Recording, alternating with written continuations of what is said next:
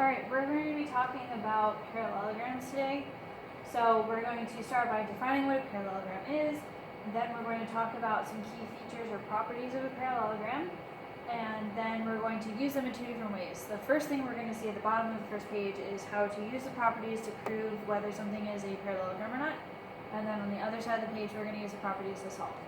So to define a parallelogram, it is a quadrilateral with two pairs of parallel sides.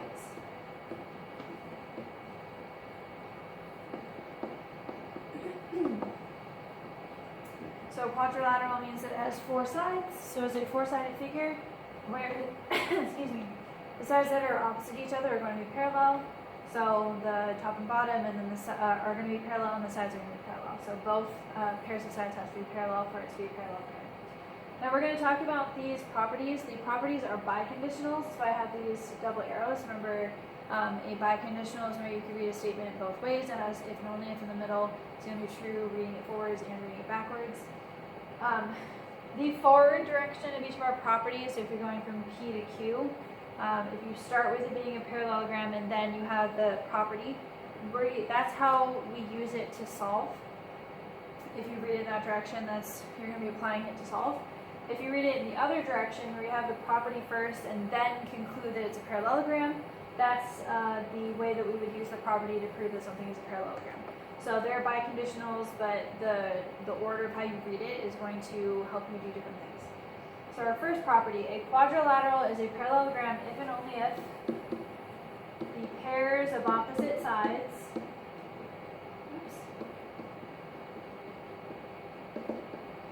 are congruent.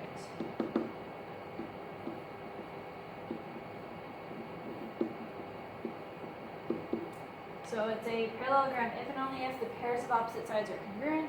So you can see that illustrated here. If you have it as a parallelogram first, you can see both sides or both pairs of sides are parallel. Then you can also say that both pairs of sides are congruent and vice versa. You could have this kind of picture where both pairs of sides are congruent and then conclude that it's a parallelogram. So that's our first property. The second one, a quadrilateral is a parallelogram if and only if the pairs of opposite angles are congruent.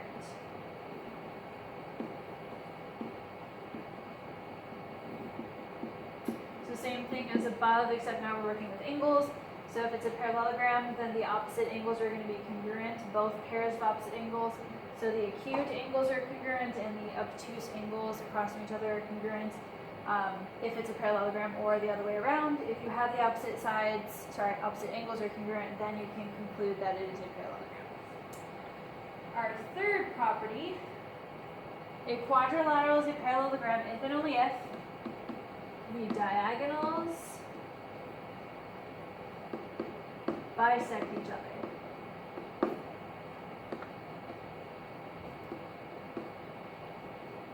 Okay? Diagonals are segments that you can draw from one corner to the corner across from it. So a diagonal is connecting two vertices that are across from each other. So if you draw both of the diagonals inside of a parallelogram, then they are going to cut each other in half. That's what the bisect means. So you'll notice that you have blue markings here. So this diagonal is cut in half, separate from this diagonal being cut in half.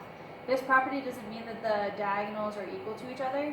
So that's why they have blue markings here and red markings there. Because while this diagonal is cut in half and you have two equal values there, for the other diagonal, with that being cut in half, that doesn't mean that these two values here are going to be the same as those two.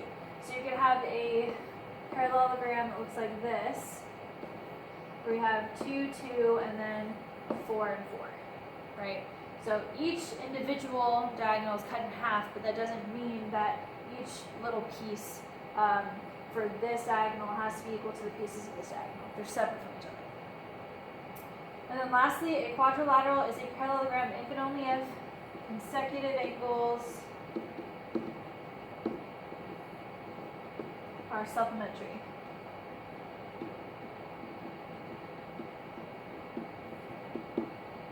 Now this shouldn't be new because we've talked about consecutive angles before with parallel lines. Because this is a parallelogram and we have two pairs of parallel sides, we use what we know about parallel lines to get these relationships with the consecutive angles. So like if you have these two lines being parallel here, the consecutive angles are BC together and AD together. So that's why we have E plus C equals 180 and A plus D equals 180. That's if you were using these parallel lines. If you use these two parallel lines, that means that the consecutive angles are A and B and C and D, and so those would also be supplementary. So essentially any pair of consecutive angles around the shape are going to be consecutive. So the opposite ones, if they're across from each other, they're equal to each other, but if they're next to each other, kind of going around the shape, then they're supplementary. Alright, so those are the four main properties. Something else you guys want to pay attention to, these next two are special ones. They are not biconditionals. They're just extra properties that you can use to prove something is a quadrilateral, so you wouldn't use these to solve. These would be more for proving if something is a parallelogram. So this one right here, if one pair of opposite sides is both congruent and parallel, then the quadrilateral is a parallelogram. So what I'm referring to is this picture that I'll draw for you. You guys should probably draw it too so you can illustrate what's going on. If you only know something about one pair of sides, all of the properties that we've talked about before, we're talking about all of the pairs of sides or pairs of angles or consecutive angles. This is talking about when you have less information, it's just one pair of sides. So if you have something that looks like this, sorry, it's a little bit, yeah, let me try the other ones. I'll make the picture a little bit bigger. Let's try this. There. If you don't know anything about these two sides right here, the more vertical kind of ones, but you know that just one pair of opposite sides are both parallel and congruent at the same time, you don't need to know anything else about the other sides. This is actually enough to prove that that's a parallelogram.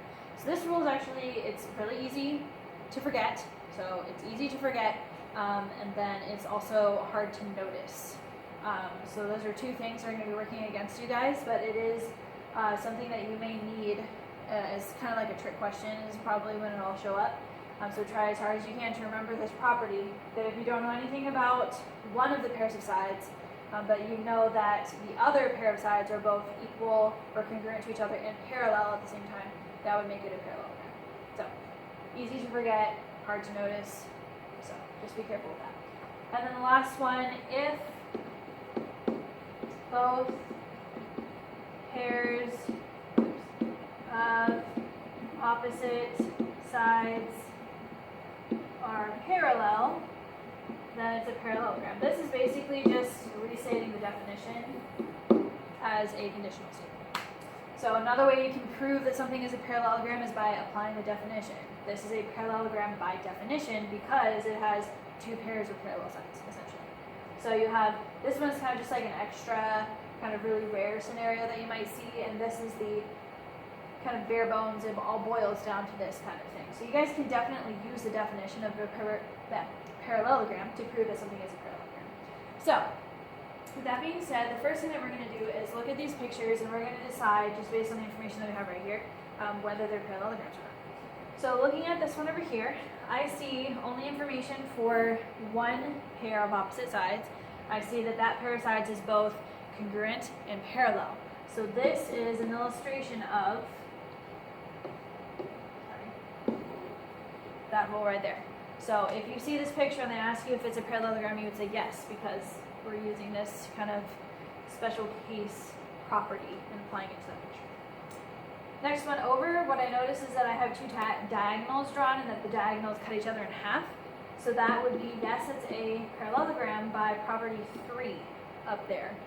If the diagonals cut each other in half or bisect each other, then it's a parallelogram. So we can say yes for that one. But this one's interesting because it doesn't match any of our properties. We don't have that both pairs of opposite angles are congruent. We don't have anything about opposite sides. We don't have anything about consecutive. We don't have both diagonals bisecting each other. So this doesn't really fit any of our properties. So what we're going to do is kind of dig deeper into what we could find out about this picture. So if you look carefully and kind of think about it, you'll notice that we have two different pairs of congruent angles. We have this one and this one, the single marked angles. Those two are consecutive interior angles if you look at how they're kind of arranged in this picture. Those are consecutive interior angles. Because remember, if consecutive interior angles are congruent, which they don't always have to be, but if consecutive interior angles are congruent, that means that the lines that were forming them are parallel. If I look at the other Z right here that has these other two angles, the double marked ones in the corners, again, that's another set of alternate interior angles, and if they're equal, that makes these lines parallel. So using those angle pairs and extrapolating the information that we can find from them, we get the fact that because the alternate interior angles are congruent, the different pairs of sides are parallel. And so that would actually make this a parallelogram by definition, because both pairs of sides are parallel. That's the definition of a parallelogram. Sounds a little sneaky, so be careful. They can be parallelograms even if they don't give you straightforward the properties that we're talking about. Sometimes you have to use prior knowledge to get some more markings in the picture. This one's going to be a no, because we do have information for both pairs of opposite sides, but it's not the same information. I know that one set of opposite sides are congruent, not both, and I know that one set of parallel sides are parallel, but not both. And it looks kind of like we have congruent and parallel, so you might be tricked into thinking it's this, but for this rule, the congruent and parallel have to be the same pair of sides. These are two separate pairs of sides that we're working with. So this one's not enough information to determine if it's a parallelogram. It's not enough information, it doesn't match any of our properties, and we can't add anything useful here. So that would be a no. Over here, I notice that I have an angle that is 60 and 60, so we have one pair of opposite angles that are congruent. Remember, it has to be both pairs being congruent before you can definitively call it a parallelogram. I have opposites are congruent here. I have consecutive, supplementary, consecutive, supplementary. What our job is to really find this angle right here, because you need to be really thorough, make sure that all the angle pairs are, all the consecutives are supplementary, or all of the opposite angles are congruent. So we're going to have to take a step extra to find this angle right here, but we can do that using stuff from last lesson. Because this is a quadrilateral, all of the angles inside should add to 360. Currently, the angles that I have in there equal 240 when I add them together. So that means that the remaining angle is 120. So once I find that angle, I can see I have two pairs of opposite angles that are congruent to each other, and so therefore this would be a parallelogram by property 2. Alright, this one is a little bit hard to read. I think those are arrows though. If I'm wrong, bear with me. I think those are arrows to show that the lines are parallel. So because both pairs of opposite sides are parallel, I can say this is a parallelogram by definition again, kind of like what we did up with this one. Alright, over here I have consecutive angles, but when I add them together, they add to 200. The property for a parallelogram is that the consecutive angles should be supplementary. These are not. So that would be a no, not a parallelogram. And then over here, I'm going to find some more information inside of the diagram. So if this is an exterior angle of 70, I can use a linear pair relationship to get 110 here and here. And I'm going to do the same thing I did over here. All the angles should add to 360. And then what I have right now, hold on, maybe 290. All the angles that I have currently, the 3 out of the 4, add to 290, so the angle that I need to get to 360 is 70. Since you have all those angles, I confirm that both pairs of opposite angles are congruent, and that makes it a parallelogram by property 2. Okay, so that's how I use the properties to determine if something is a parallelogram or not. Alright, now we're going to use the properties to solve. So the way that you're going to work here, first of all, notice in the directions it says that everything that we see here is a parallelogram. If they do not tell you, first of all, that it's a parallelogram, you cannot use the properties. So make sure you're paying attention to that. On the very top, I'm telling you, you're allowed to assume these are parallelograms, so we're free and good to use those properties to solve. So I'm going to go ahead and take the information in the directions and apply it to the picture. So AD is 5x, AB is 2x, and CD is y. So I put the information in. I also know that the perimeter is 84.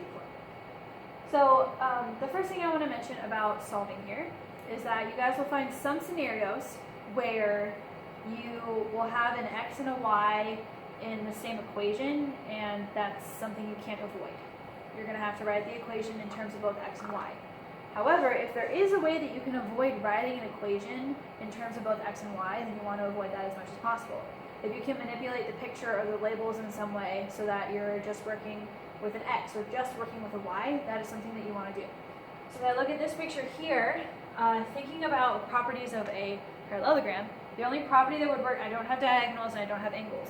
So the only property that's going to work here is that opposite sides are equal to each other. So if I look here, I have one opposite side is 2x and the other one's y.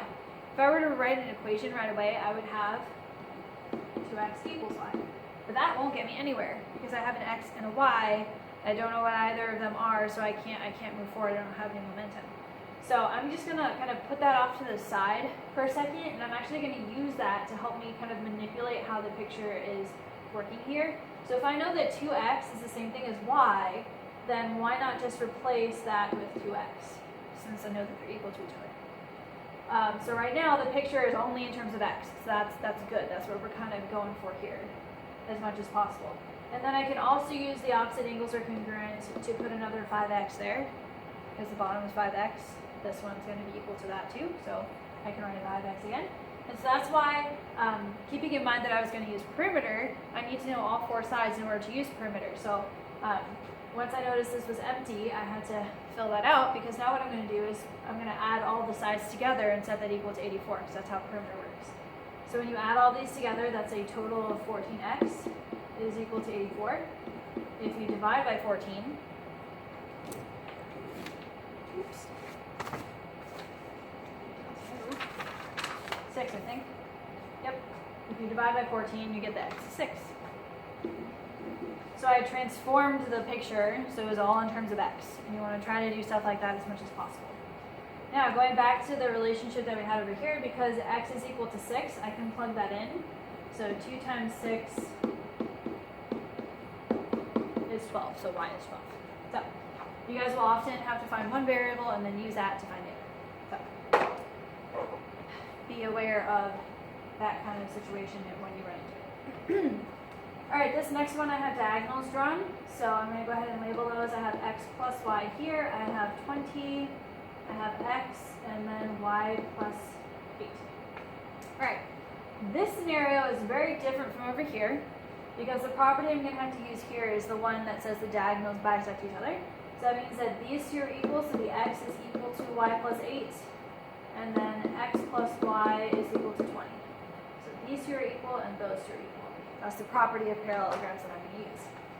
Now here, I can't really, if I were to replace, like over here, if I were to replace the x with another y plus 8, because I'm trying to keep the variables from not being mixed, if I just did this, I wouldn't really get anywhere, because you'd subtract the y and then subtract the 8 and you get 0 equals 0. But you can get us anywhere.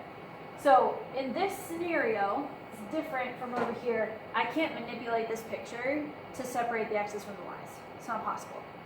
So when you guys are in this scenario where the x's and the y's are kind of linked together in a way that you can't change that, you guys will be using something called a system of equations that you guys learned in algebra.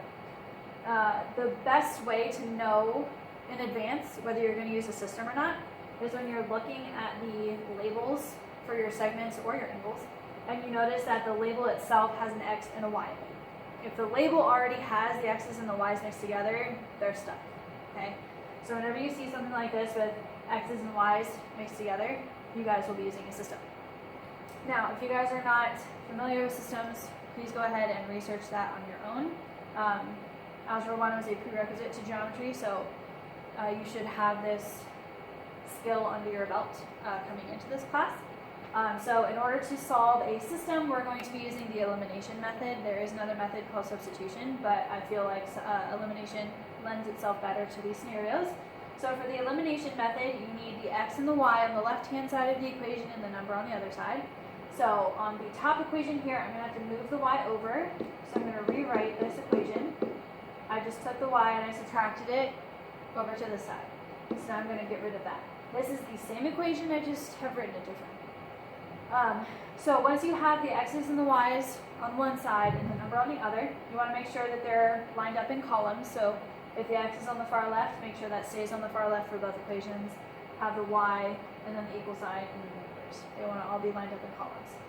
The next thing you want to do to check for the elimination method is pick a variable that you want to cancel out. So in this scenario, I am choosing to cancel out y. You could choose to cancel out x, it would just be a little bit more work.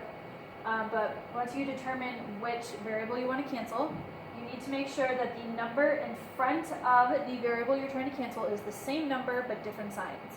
So this is a positive 1 and a negative 1. So it's already the same number and already different signs. So I don't have to do anything here except move on to the next step. If they're not the same number or not the same sign, you guys would just have to multiply one or both of the equations by some number to make it so that they are the same number and opposite signs, which we'll see an example of that at the end of the lesson. Once you have that, where the number and sign, the number is the same but different signs in front of the variable you're trying to cancel, you are going to add down. So I add down, I get two x's. The adding, that's why I wanted the signs to be opposite, because when I add down, they cancel. Poof, y is gone now. And then I have 28. That's why this is called the elimination method, because you're eliminating one of the variables. Now I'm going to divide by 2, and that is going to give me 14. Okay? Once you get one of the variables in solving for a system, you're going to take that and you're going to go back up here to any one of these equations, the original one that you wrote, the new one that you rewrote, it really doesn't matter. Just any one of these equations up here, you're going to plug in 14 for x. So I'm going to use this equation right here. If I know that x is 14, I have to figure out what I would add to 14 to get 20. Obviously, a little bit of mental math, you get 6. Okay? So that's a system. Alright, next for this one, we have AB is equal to 2x. BD, which is this entire diagonal. CD. And ED, which is this step. Okay, so I have two different variables that I'm going to be solving for. So I noticed that for the x is referring to this side and this side. So the two sides that have expressions for x, they're opposite sides, so they have their own little relationship. But y and the x are not related to each other in this picture. So when I just isolate the x's, I notice that it's referring to this side and this side. Those are opposite sides in a parallelogram. And property number 1 tells me that they're equal to each other. So 2x is equal to 7x minus 25. Opposite sides are equal. I subtract, divide, x is equal to 5. Okay, so that was x. Now, the y expression here is on a diagonal. The opposite sides do not interact with the diagonals in any of the properties. They're totally separate. So I used property number 1 to solve for x, but I'm going to have to switch gears and pick a different property to help me solve for y. So y is a piece of a diagonal, so I have to think about the property that involved diagonals, which was property 3. Property 3 says that the diagonals bisect each other. So if I look here, and I see how they're crossing, this is half of the full diagonal. Well, the directions told me that the full diagonal was 30. So if I know that half of it is represented by y minus 4, then y minus 4 must be 15. Because if I take 30 and I cut it in half or bisect it, that means each piece is 15. So this y minus 4 is representing a segment that is equal to 15. So I can write this equation, and then I can solve for y. Another way you could have solved this would be to notice that because it's been bisected and you know that this piece is y minus 4, you could have put another y minus 4 there and have done y minus 4 plus y minus 4 equals 30. That's just a longer way of representing the same idea. You get to the same answer, it's just kind of thinking about it as a kind of big picture rather than small picture, but again, whichever way you want to exercise that property is fine. As long as you use the property correctly, you'll get to the same correct answer. Alright, next up we're going to start transitioning into our angle properties and how we can use those. So I have 4y minus 60, 2y, and x. Okay, So in this picture, I have two expressions with a y and only one expression with an x. Now, there are two different properties that involve angles. The first one, which was property 2, is that the opposite angles are congruent to each other. And then we also have property 4 that said that the consecutive angles are supplementary. So we have a pair of opposite angles. We also have a pair or two pairs of consecutive angles. So you have to think strategically about which property would be best to use. If I tried to start with the consecutive angle property, because that's what I'm more used to, because we've done consecutive angles before. If I tried to set these two angles, add them together, right? And set equal to 180 using the definition of supplementary for that consecutive property, I would notice in this equation that I've just mixed a y with an x, and I can't get anywhere. When you have two variables stuck together, you can't really get anywhere. If I wanted to continue moving on with this question the way that I've started it, I would have to write another equation. I'd have to combine these two and set that equal to 180, and then I'd have to use a system to solve. Systems can be avoided. Now, you could for sure, if you like systems and you're totally fine and comfortable with that, and the first thing that you think of is consecutive and you kind of just move forward and this is really what you see first and what you want to do, you are going to be fine. You are going to get to the correct answer. It's just going to be longer and maybe a little bit harder too. So if you can avoid mixing your variables, then avoid it. Sometimes you can't avoid it. Like I was saying with the question up here, if the label already has the x and the y together, you're stuck, you have to use a system. But in other scenarios, you can avoid using a system. And so what I'm going to do instead of this, which will lead me to a system, which will take longer and be a little bit harder, what I'm going to do is see if I can avoid mixing variables and just use the same variable together. So I notice that this angle and this angle, they both have a y, which is the same variable, and they have a relationship to each other. Opposite angles are congruent. So instead of doing the consecutive, I'm going to do the property with the opposite angles, because that just keeps the y by itself. I don't have to bring in any x's, and it's just going to be a lot easier and faster. So because these are opposite angles, they're equal to each other, I can just solve this really quick. Sorry, I did that wrong. Subtract this over there. There we go, and then divide. Y is equal to 30. There we go. Again, if you use the system, you would also get to y equals 30. But now that I know that y is equal to 30, and I only have one x here, I can't do opposite angles again, because if you just wrote x here, x equals x doesn't get you anywhere. So because I only have one x in the picture, I'm going to have to use y to help me solve for x. So I'm going to take y and I'm going to plug it in. Let's say I plug it into this angle because it's a little bit easier. 2 times 30 is 60, so that means that this angle measure is 60. So now I'm going to go back to that idea I had before with the consecutive. Now it no longer has a y in it, it's just a number. So I don't have to worry about mixing variables because I already know what y is, so I just plugged it in. So now I can use a relationship that x plus 60 is equal to 180. I can go back to that consecutive property and use it now because it'll be a lot easier. So if I solve, I get that x is equal to 120. Again, use the system, you would get there the same way. Or not the same way, it would take longer, but you'll get to that same answer. Alright, so if you can avoid mixing variables, avoid it as much as you can. So it'll be easier and you'll be less likely to make mistakes. Again, the way that you can't avoid a system is when your labels already have the x and the y mixed together in the expression. Alright, our last two here, another angle one. So angle A is equal to 3x. Angle B over here is 10x minus 15, and angle C is y. Again, a perfect example, just like up here. If I wanted to use that opposite angle relationship, I would have to say 3x equals y, and that would be an equation with both an x and a y in it.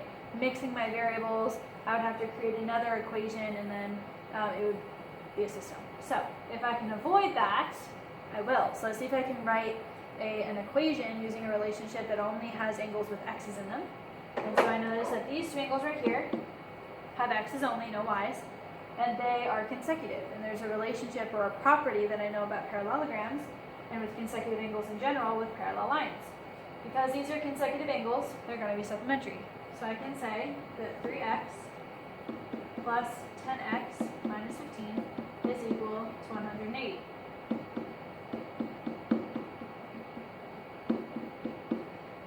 I think. Yep, 15. Okay? So I avoided the system here. I just focused on these two angles that had the same variable. They had a relationship, so I went forward with that. And I got that x is equal to 15.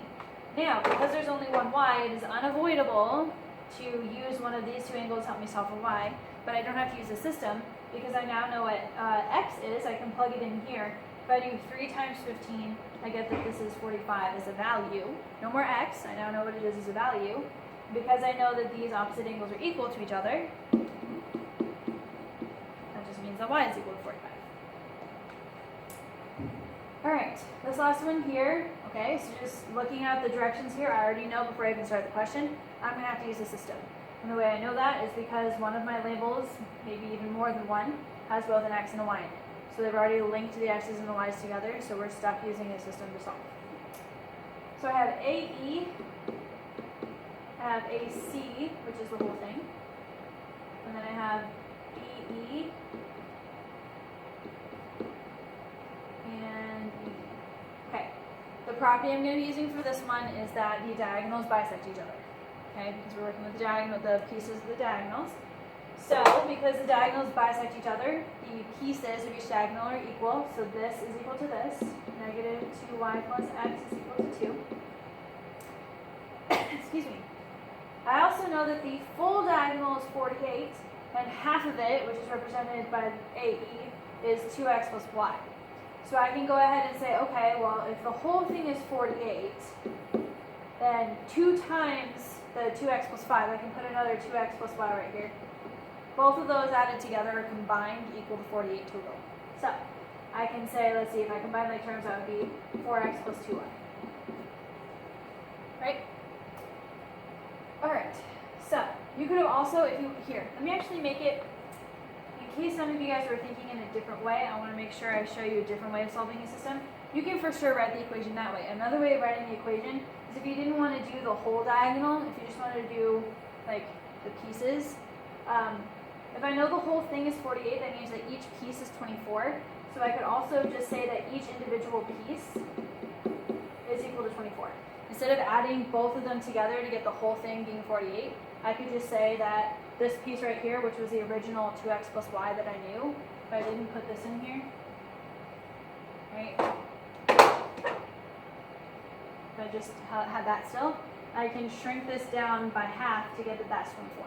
So this is another way you could write the equation. This is probably what you guys would notice first. Probably guess. Alright, so again, it's a system. In order to write it on the side in appropriate columns, and then the number on this side, which we got.